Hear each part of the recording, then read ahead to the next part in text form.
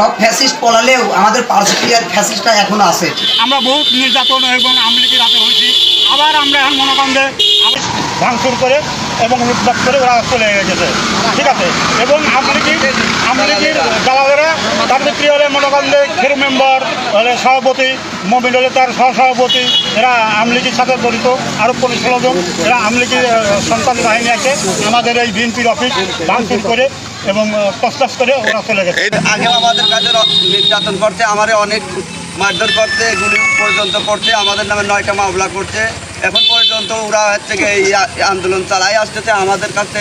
আমরা যখনই মাথা তুলতে যাই তখনই আমাদের পরে হস্তক্ষেপ চালায়। তারেক জিয়া, খালেদা জিয়া, জিয়ার রহমানের বিএনপির আমরা এনে একটা অফিস করেছি। এই অফিসের পর ওরা থেকে হস্তক্ষেপ চালা অতর্কিত হামলা করে আমাদের অফিসটা ভাঙচুর করেছে। আমরা তার জন্য মানববন্ধন করছি, তার বিচার চাই, তার উপযুক্ত সরকার করতে। বা গরিব মানুষ আছে, গরিব মানুষের কাছ থেকে আপনারা টাকা খাবেন কেন? এটা বাধা দেওয়ার কারণেই এটার হলো বড়। সব সময় নারী নির্যাতন করে খেরুরা।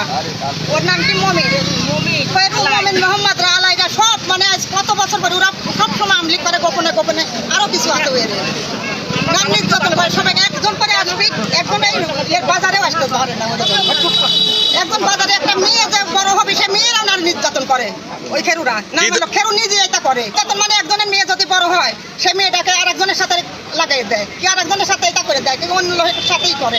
সব সময় মায়ের ধর সব সময় করে, আরো গোপনে গোপনে চেষ্টা সবাই। কি করার নাম ডাব শহীদ বলে আমরা কেন্দ্রীয় লিডারগণের কাছে বলতে চাই, এই ধরনের আমলিক ফ্যাসিস্ট পাবনা সদর উপজেলায় ভাইরা ইউনিয়নের 1 নম্বর ওয়ার্ডে এখনও তাদের কার্যক্রম চালিয়ে যাচ্ছে। এরা আমাদের নতুন করে আবারও আমাদের বিএনপি ক্ষমতায় আসবে এই টাইমে আমাদের অফিস ভাঙচুর করে আমাদের নেতাকর্মীদের মেরে আহত করে আবার নতুন করে ওনারা আমাদেরকে আবার মারল। বিগত 15 বছর ধরে ওনারা আমাদের অনেকবার